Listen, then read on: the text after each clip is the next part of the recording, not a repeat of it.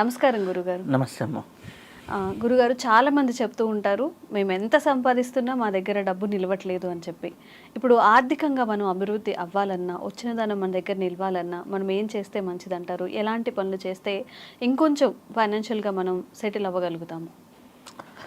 అంటే మనకి అద్భుతమైనటువంటి కొన్ని గ్రంథాలు ఉన్నాయి ఫైనాన్షియల్ ప్లానింగ్కి. ఆ ఫైనాన్షియల్ ప్లానింగ్ లేకపోవడమే చాలామందికి ఆర్థిక సమస్యలు. అవును. అంటే ఒకటి కర్మానుసారైన కొన్ని ఇబ్బందులు ఉన్న వాళ్ళు ఉన్నారు. వీళ్ళు 100%లో మనం చూస్తే 20-30% ఉంటారు. మిగిలిన 70% ఆర్థికంగా ఇబ్బంది పడుతున్నారు. అంటే వాళ్ళు ప్లానింగ్ లేకుండా చేసుకోవటం వల్లే ఇబ్బందులు జరగటం అన్నమాట. సో నాకు ఎట్లా అంటే దీనికి మనకు మంచి ప్రిన్సిపల్ ఉంది. ఫైనాన్షియల్గా బాగా ఎదగాలి అంటే ఏం చేయాలి అంటే, ఫస్ట్ మన ఫైనాన్షియల్గా ఎదగాలి అంటే మన రెస్పాన్సిబిలిటీస్ ఏంటి అనేది ఒక లిస్ట్ అవుట్ చేసుకోవాలి. నా కుటుంబ బాధ్యత ఏంటి, నా ఆరోగ్య బాధ్యత ఏంటి, నా వ్యక్తిగత బాధ్యత ఏంటి, అలాగే ఇవి కాకుండా అలాగే నా చుట్టూ ఉన్నటువంటి సమాజ బాధ్యత ఏంటి, పిల్లల బాధ్యత ఏంటి, ఇలా మనం ఒక డిసిప్లిన్గా బాధ్యత తీసుకొని దానికి నేను ఎంత రెస్పాన్సిబిలిటీస్ ఉన్నాను, ఆర్థికంగానే కాదు అన్ని కోణాల్లో నేను చెప్తున్నాను. ఆ రెస్పాన్సిబిలిటీ అనేది తీసుకోగలిగితే, ఆ రెస్పాన్సిబిలిటీని రెగ్యులరైజ్ చేయగలిగితే, ఆ రెస్పాన్సిబిలిటీని నెక్స్ట్ లెవెల్ స్టెప్ రెగ్యులర్గా చేయగలిగితే, ఓకే, అది ఒక డిసిప్లిన్ యాక్షన్ కింద మారుతుంది. అప్పుడు ఒక ఆర్గనైజింగ్ వేలోకి వస్తుంది. అప్పుడు ఫస్ట్ ఏమవుతుంది, రెస్పాన్సిబిలిటీ, రెగ్యులారిటీ, తర్వాత ఆర్గనైజేషన్. ఎప్పుడైతే ఆర్గనైజింగ్గా వచ్చిందో ఈ మూడు ఎవరైతే పాటిస్తారో వాళ్ళకి ఫైనాన్షియల్ ప్రాబ్లమ్స్ ఉండవు. అంటే ఫర్ ఎగ్జాంపుల్, నేను మొన్న ఒకరు వచ్చారు నా దగ్గరికి ఆస్ట్రాలజికల్గా క్లయింట్ లాగా. వచ్చినప్పుడు ఆవిడ చాలా కాస్ట్లీ చీర కట్టుకున్నారు. అంటే అరౌండ్ చాలా అన్నమాట. నేను అన్నాను, వాళ్ళ ఫైనాన్షియల్ స్టేటస్ అంత ఉండి కట్టుకుంటే తప్పులేదు. ఆ అమ్మాయి నాకు బాగా తెలిసిన అమ్మాయి కాబట్టి నేను చెప్తున్నాను అనమాట. సో ఏంటి, స్థితికి మించినది అన్నమాట. నేను ఊరికి సరదాగా అడిగా, ఏ చీర ఎవరైనా ఈ కాలంలో ఒక 100-200 సార్లు ఎవరైనా చీరని కడుతున్నారా? లేదు, ఎవరు కట్టుకోలేరు కూడా. అవునా? ఏ డ్రెస్నైనా 100 టైమ్స్ వేస్తున్నారా? 100 టైమ్స్ ఎవరు వేయటం లేదు. 100 టైమ్స్ నువ్వు డ్రెస్ని రిపీట్ చేయాలంటే మినిమం ఆ డ్రెస్ని 6-7 ఏళ్ళు వాడాలి.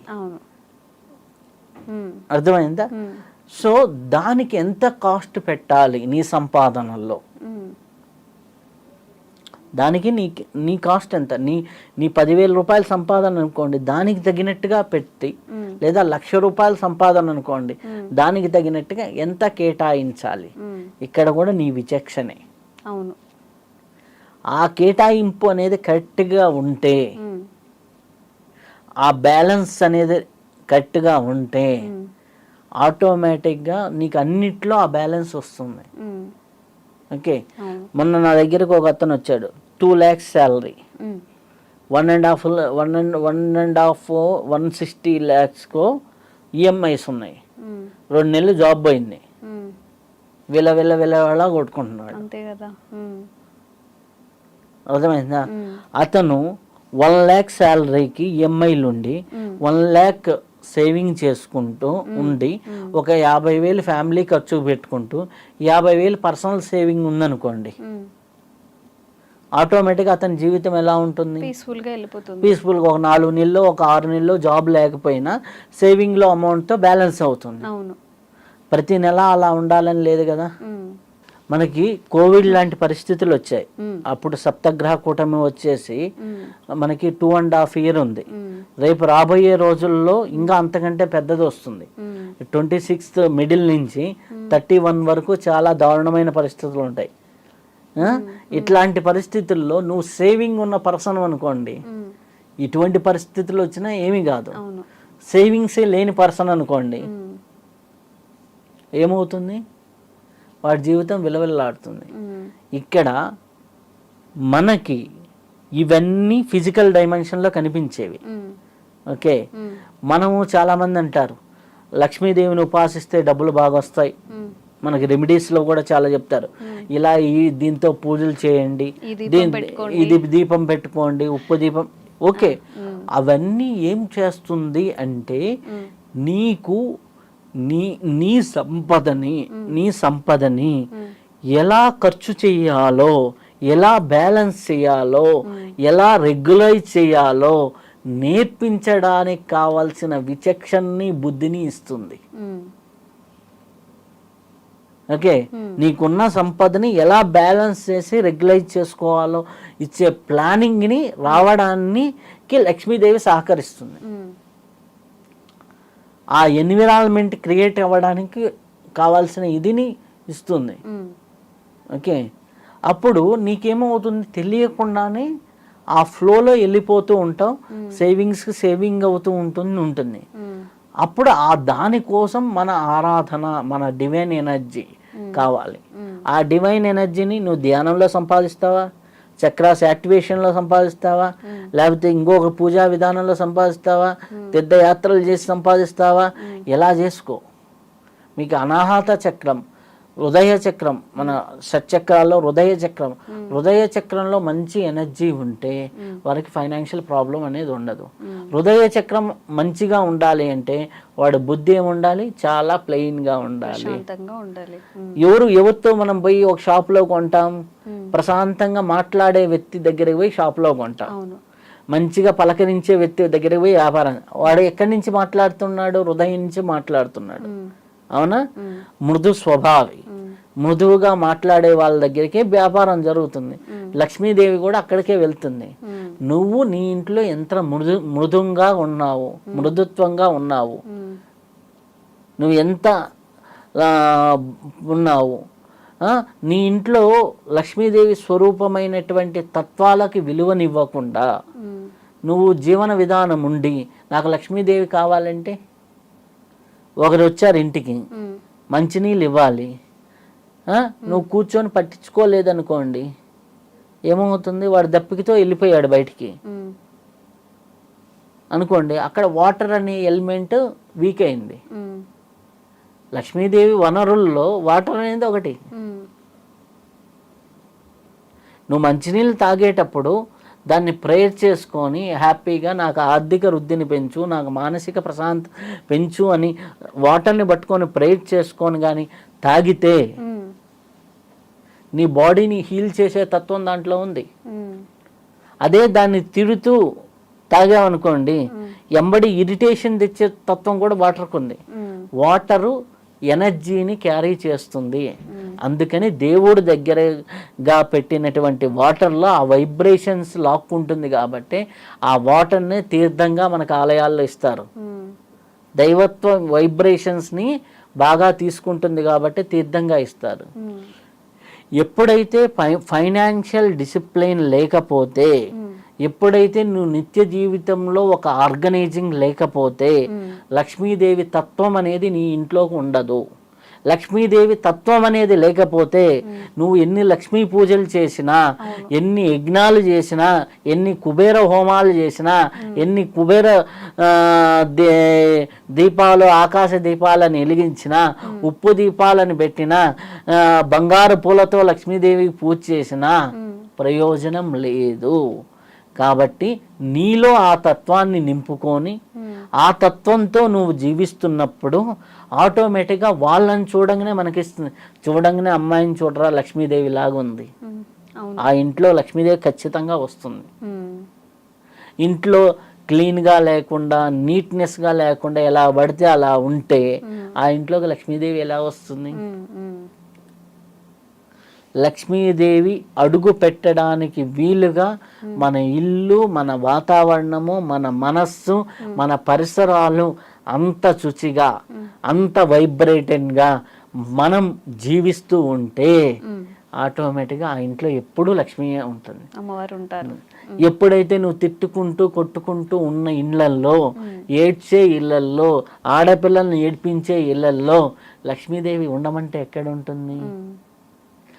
మనమే ఇప్పుడు ఫర్ ఎగ్జాంపుల్ ఒకరింటికి వెళ్ళాం, వాళ్ళు మనకు తెలిసిన బంధువులే, వాళ్ళు వైఫ్ అండ్ హస్బెండ్ ప్రతి ఒక్కదానికి కొట్టుకుంటున్నారు, వాళ్ళ ఇంట్లో 2 రోజులు ఉండబుద్ధి అవుతుందా? లేదు, ఎప్పుడెప్పుడు వచ్చేద్దాం అనిపిస్తూ ఉంటుంది. మన పని చూసుకొని ఇక్కడి నుంచి బయటపడదాం రా అన్నట్టుగా ఉంటుంది. అవును, రెండోసారి ఆ ఇంట్లోకి వెళ్ళబుద్ధి అవుతా? అనిపించదు. మనిషిగాని ఇలా అనిపిస్తే దేవత ఏమంటుంది? అర్థమైందా? లక్ష్మీదేవి తత్వాన్ని నింపుకొని, లక్ష్మీదేవి గుణాలను నింపుకొని మన వనరుల్ని మనం పెంచుకుంటూ మన జీవితంలో రెస్పాన్సిబిలిటీని, అలాగే రెగ్యులారిటీని, అలాగే ఆర్గనైజింగ్ని ఇవి పెంచుకుంటూ అప్పుడు నువ్వు వీటికి బలాన్ని ఇవ్వడానికి నువ్వు ఏ బీజమంత్రం చేసినా, లక్ష్మీదేవికి సంబంధించిన ఏ పూజ చేసినా ఆటోమేటిక్గా నువ్వు ఒక్కసారి అట్లా చేస్తే ఇక్కడ 100 రెట్లు ఫలితం వస్తుంది. ఇది లేకుండా 100 సార్లు పూజ చేసినా ఒకసారి ఫలితం రాదు. చాలామంది మిస్ చేస్తుంది పూజల గురించి అని చెప్పేస్తాను, కానీ పూజ చేసినప్పుడు పూజకి తగిన గుణము బుద్ధి మారకపోతే ఉంటుంది. ఇప్పుడు ఒక మంచి కంపెనీలో 10 లక్షలు సంపాదించేవాడికి 1,00,000 రూపాయలు సంపాదించేవాడికి స్కిల్లో పెద్ద తేడా ఉండదు, వాడి మైండ్ సెట్లోనే తేడా ఉంటుంది. ఆ మైండ్ సెట్ మార్చగలిగితే, ఆ మైండ్ సెట్ ఆ విధంగా ఉంచుకోగలిగితే ఆటోమేటిక్గా లక్ష్మీదేవి తత్వం అనేది వాడి దగ్గర ఉంటుంది. మైండ్ సెట్ మారకుండా నువ్వు యాంత్రికంగా ఎన్ని చేసినా అవి యాంత్రికమే, అవి భౌతికమే. దాని తాలూకు పుణ్యకర్మ వస్తుంది చేసినందుకు, ఏదో కొద్దిగా బ్లెస్సింగ్స్ వస్తాయి, అనుకున్నంత ఫలితం రాదు.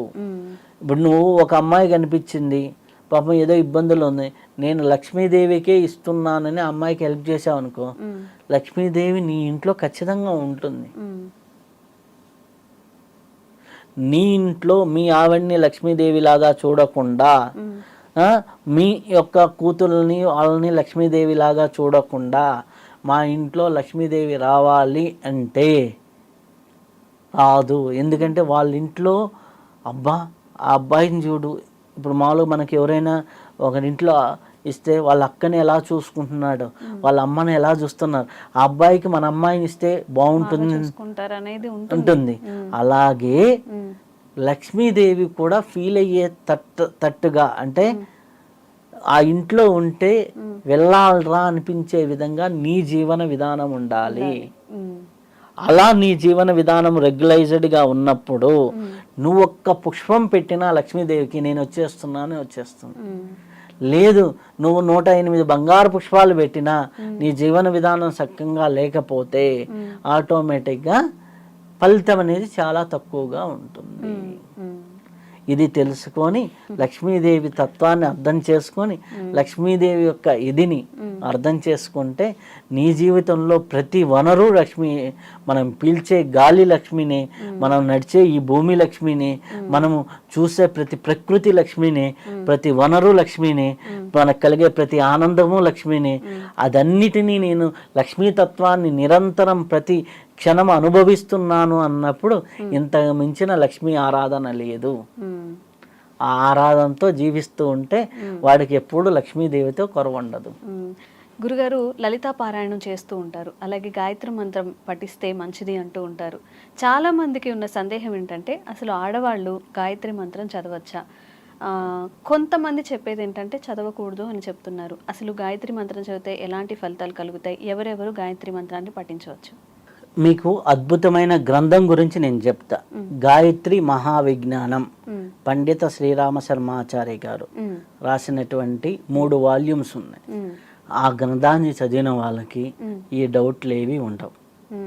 ఓకే, ఎందుకు అంటే గాయత్రి అనేది మగవాళ్ళకే కాదు, మీకు నార్త్ ఇండియా సైడ్ వెళ్తే మన జంజాలు వేసుకుంటారు కదా బ్రాహ్మిన్స్, వీళ్ళు ఆడవాళ్ళకు కూడా జంజాలు ఉంటాయి తెలుసా. మనకు సౌత్ ఇండియాలో ఉండవు, నార్త్ ఇండియాలో ఉంటాయి. ఎందుకు ఉండవు అంటే దీంట్లో చరిత్రలో చాలా పెద్ద స్టోరీ ఉంది. మనకి ఇటుపక్క అంతా కూడా ఈ రాష్ట్రాల్లో ముస్లిం పాలన ఎప్పుడైతే వచ్చిందో, ఢిల్లీ ఈ కింది భాగంలోకి వచ్చినప్పుడు, ఆ ముస్లిం పాలన వచ్చినప్పుడు జంజాలు వేసుకునే వాళ్ళందరికీ శిస్తు కట్టాలి అనేది వచ్చేది. అప్పుడు శిస్తు కట్టడానికి వెళ్ళినప్పుడు అప్పుడు ఆడవాళ్ళు ఎవరైతే మంచిగా ఉంటారో వాళ్ళని లాక్కొని వెళ్ళిపోయేవాళ్ళు. ఓకే, సో జంజం వేసుకుంటే ఇంత ప్రాబ్లమా అని ఎక్కడైతే ఇబ్బంది ఉంది అనే ప్రాంతం అప్పుడు జంజాలు తీసేశారు. 16th సెంచరీకి ముందర ఉండేది. మీకు కావాలంటే మీరు చూడండి, ఏ అమ్మవారి పూజలో కూడా మనం యజ్ఞోపవీతం మంత్రం చెప్పకుండా చెప్పం. అవును కదా. అప్పుడు యజ్ఞోపవీతం ఆడవాళ్ళకి లేకపోతే అమ్మవారి పూజల్లో కానీ ఎక్కడా కూడా యజ్ఞోపవీతం చెప్పకూడదు కదా. షోడశ మన 16 సంస్కారాలు, పుట్టుక నుంచి చనిపోయే వరకు 16 సంస్కారాలు ఉన్నాయి. 16 సంస్కారాలే అంటారు. లేడీస్కి 15 సంస్కారాలు అనరు కదా. ఎందుకు? యజ్ఞోపవీతం లేదని చెప్పాలి కదా. 16 చెప్తారు సంస్కారాలు. ఎందుకు అంటే కాలగర్భంలో అది అప్పుడున్న కాలమాన పరిస్థితుల వల్ల తీసేశారు. కానీ నార్త్ ఇండియాలో చాలా ప్రదేశాల్లో యజ్ఞోపవీతం ఉంది, గాయత్రి ఉపదేశం ఉంది. ఆడవాళ్ళకి కూడా జంజం వేస్తారు. కానీ మన సౌత్ సైడ్ అయితే అది లేదు. కాకపోతే స్త్రీలు అన్నప్పుడు మనకి గార్గి దగ్గర నుంచి కానీ సావిత్రి అమ్మ అంటే సతీ సావిత్రి గారి నుంచి ఎంతో మంది మహాసాధ్వీమణులు గాయత్రి ఉపాసన చేసిన వాళ్ళే. ఓకే, గాయత్రి స్త్రీతత్వమే. కాకపోతే ఏంటంటే గాయత్రి విశ్వశక్తిని ఈజీగా అబ్జర్వ్ చేసుకుంటుంది.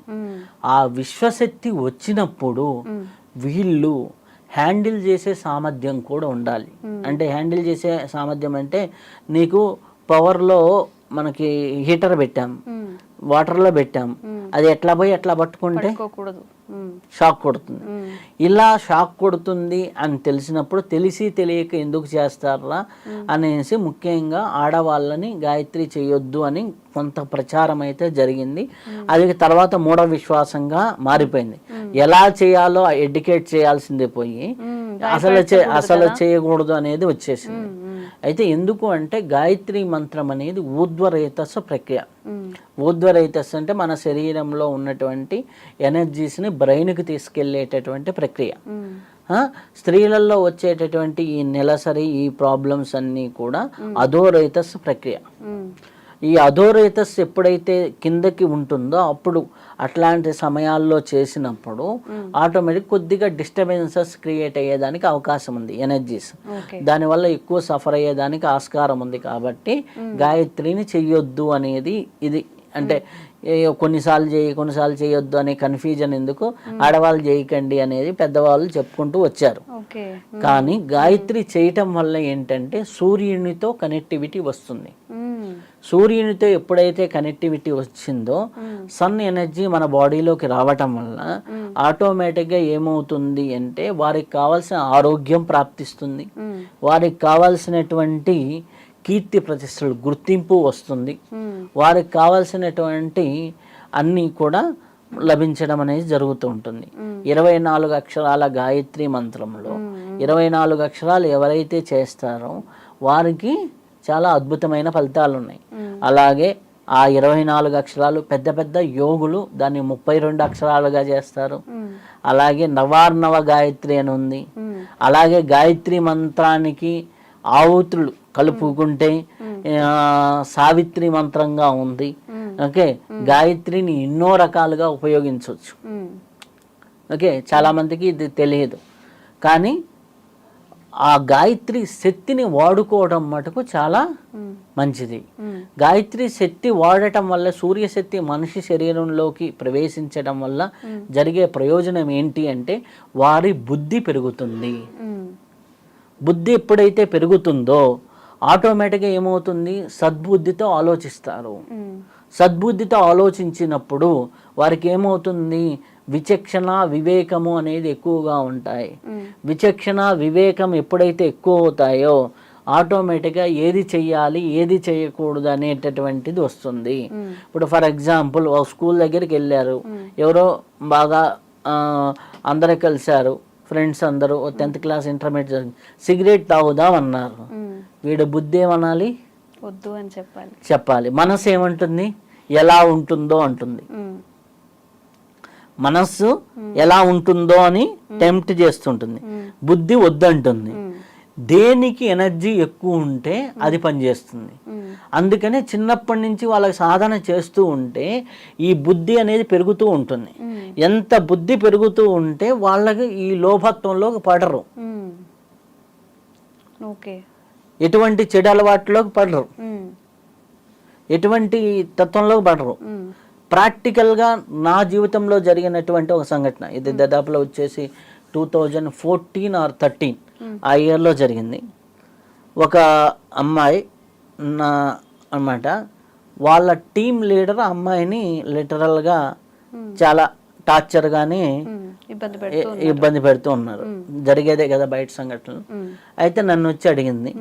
నన్ను వచ్చి అడిగితే నాకు బాగా తెలుసు అనమాట.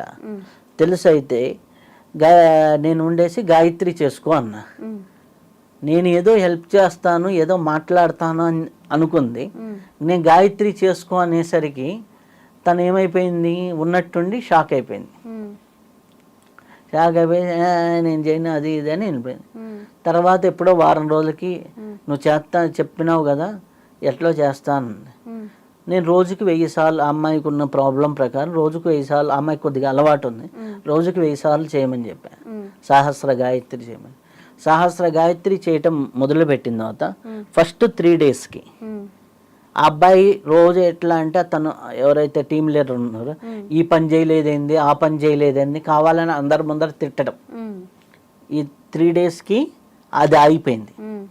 నెక్స్ట్ 3 డేస్ చేసిన తర్వాత 6th డేకి ఏమైపోయింది అంటే, అసలుకి ఈ అమ్మాయి ఒకటి ఉంది అనేది పట్టించుకోవటంలా. 9th డే ఎప్పుడైతే ఈ అమ్మాయి 9 రోజులు నేను చేయమని చెప్పాను, 9 రోజులు చేసిన తర్వాత 9th డే ఎవరైతే ఉన్నారో అతనే వచ్చి ఏమన్నారు అంటే, గత 3 రోజుల నుంచి నీ ఫేస్ గమనిస్తున్నా, మా అమ్మ కనిపిస్తుంది నీ ఫేస్లో అన్నారు. అంటే ఈమె ఎవరిని ప్రే చేసింది? Universal mother. ఆ మదర్లీ ఎనర్జీ ఈమెలోకి వచ్చేసింది. ఇప్పుడు రోడ్డు మీద నువ్వు వెళ్తున్నావు, మా అక్కలాగా ఉందిరా అని భావన కలిగింది అనుకోండి, నీకు సేఫే కదా. మనం నా అమ్మలాగా ఉందిరా అని భావన కలిగితే సేఫే కదా. ఓకే. ఆ అబ్బాయి ఆ తర్వాత ఎవరైతే ఇబ్బంది పెట్టారో ఈ అమ్మాయి ఒకరు అదే కంపెనీలో ఇష్టపడితే వాళ్ళిద్దరు ఇంటికి వెళ్ళి మాట్లాడి పెళ్లి చేసి ఇప్పుడు వాళ్ళని ఆస్ట్రేలియాలో అదే కంపెనీలో పంపించాడు. ఇప్పుడు ఆస్ట్రేలియాలో ఉంటున్నారు వాళ్ళు. ఓకే. పెళ్ళి 6 సంవత్సరాలు 5 సంవత్సరాలు అయింది అమ్మాయికి. ఇదే నేను అరౌండ్ 10 years బ్యాక్ ఎక్స్పీరియన్స్. ఇప్పుడు నువ్వు చెప్పు, ఈ అమ్మాయిలో గాయత్రి అవసరమా కాదా? అవసరమే గురువుగారు. ఎలా చేస్తే ఇది అవసరము అంటే, కొన్ని నియమాలు పాటిస్తూ వాళ్ళకి మంత్లీ ఇబ్బందులు ఉన్నప్పుడు చేయకుండా గాయత్రి పారాయణ సిన్సియర్గా చేసుకుంటే వాళ్ళకి ఆ డివైన్ మదర్ ఎనర్జీ వస్తుంది.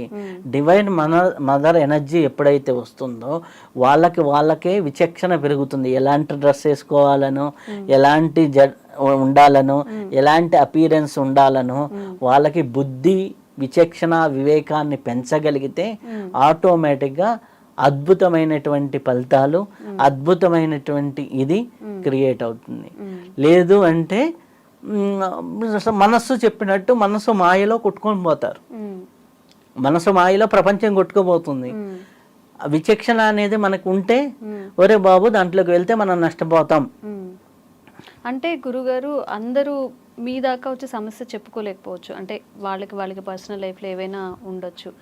జనరల్గా గాయత్రి మంత్రం అనేది అందరూ ఇంట్లో పఠనం చేసుకోవడానికి ఎన్నిసార్లు చేస్తే మంచిది అంటారు? ఏ టైంలో చేస్తే మంచిది? ఎన్నిసార్లు ఎక్కువ చేసుకుంటే అంత మంచిది. చాలామంది అంటారు 3 సార్లు చేస్తున్నాం, లేకపోతే 24 సార్లు చేస్తున్నాం. 24 సార్లు చేస్తే మంచిదే. నీకు మామూలుగా మనం మొబైల్ తీస్తే ఇట్లా పైకి కిందకి స్క్రోల్ చేస్తే పైకి కిందకి స్క్రోల్ చేస్తే మనకు 15 నిమిషాలు అయిపోతుంది. అవును. సో నేను మొన్న ఒక హైలీ బిజీయెస్ట్ పర్సన్స్ ఎవరు, ఐఏఎస్ ఆఫీసర్స్, అవును. District collector. ఉమ్, ఒక డిస్ట్రిక్ట్ కలెక్టర్ని కలిసా. ఉమ్, అతను 3 పూట్ల గాయత్రి చేస్తాడు. ఉమ్, ఉదయం ఇంట్లో చేసుకొని వస్తాడు, ఉమ్.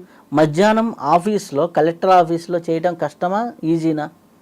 మన వెసులుబాటుని బట్టి మనం టైం అంటే మామూలు కలెక్టర్ ఆఫీస్లో ఇబ్బందిగానే ఉంటుంది కదా, అందరూ కలుస్తూ ఉంటారు కాబట్టి.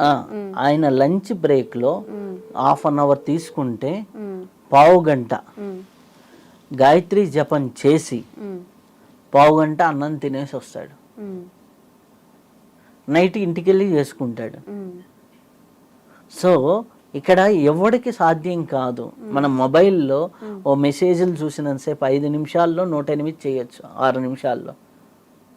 3 మాలలు గాయత్రి చేయాలంటే 15 మినిట్స్, ఉమ్, కనీసం 3 మాలలు అంటే 3 మాలలు అంటే 3 108. ఉమ్, ఒక 1 అవర్ కేటాయిస్తే సహస్రం. ఉమ్, ఒక 1 అవర్ రోజు గాయత్రి ఒక 41 డేస్ కానీ, లేదా 108 డేస్ కానీ, లేదా ఇంకా పండిత శ్రీరామ శర్మాచార్య గారు చెప్పిన లక్షం బాతిక అంటే 1,25,000 గాయత్రి కానీ చేసి ఒక పని కాలేదు, అది ఇల్లు కట్టుకోవటమా లేకపోతే ఇంకోట 1,25,000 గాయత్రి కానీ చేయగలిగితే వాళ్ళకి ఏ ప్రాబ్లం ఉన్నా కానీ వెళ్ళిపోతుంది.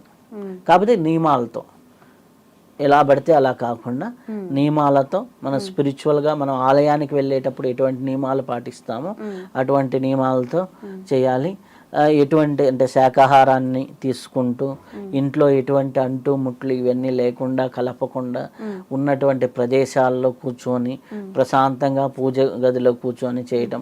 అట్లా కుదరకపోతే రోజు 1 గంట దగ్గరలో ఉన్న టెంపుల్కి వెళ్ళేసి ప్రశాంతంగా పూజ చేసుకొని జపం చేసుకొని వచ్చి ఇంటికి వచ్చి మీ డ్రెస్ మీరు వేసుకొని వెళ్ళండి. అయితే గురుగారు, ఇప్పుడు మనం రోజు పారాయణం చేస్తాము, గాయత్రి పారాయణం చేస్తున్నాము, వీక్ మొత్తం అవాయిడ్ చేసినా సండే ఒక రోజు నాన్ వెజ్ తింటూ ఉంటారు. మరి ఆ రోజు పొద్దున్న చేసుకోవచ్చా, స్కిప్ చేస్తే మంచిది అంటారా? అంటే ఎనీథింగ్ మంత్ర జపం, ఎనీథింగ్ పారాయణ, ఎనీ సాధన, అసలు మనిషి అన్న వాడికి నాన్ వెజ్ పనికిరాదు. సింపుల్. మనిషి అన్న వాడికి మనిషి నాన్ వెజ్ తినడానికి పట్ల. అవును, కానీ ఇప్పుడు లైఫ్ స్టైల్లో భాగమైపోయింది కదా. లైఫ్ స్టైల్లో భాగమైంది అంటే నువ్వు జీవితంలో ఉన్నతి చెందాలి అంటే కొన్ని అవాయిడ్ చేయాలి. విధి లేని పక్షాల్లో కొన్నిట్లో మేమైతే ససేమిరా అంటాం. కాకపోతే విధి లేని పక్షాల్లో ఎక్కడన్నా తినాల్సి వచ్చి ఏదన్నా ఇబ్బంది జరిగితే ఆ రోజుకి ఆ మరుసటి రోజుకి స్కిప్ చేసేసి మరుసటి మళ్ళీ చేసుకోవటం. Okay, okay.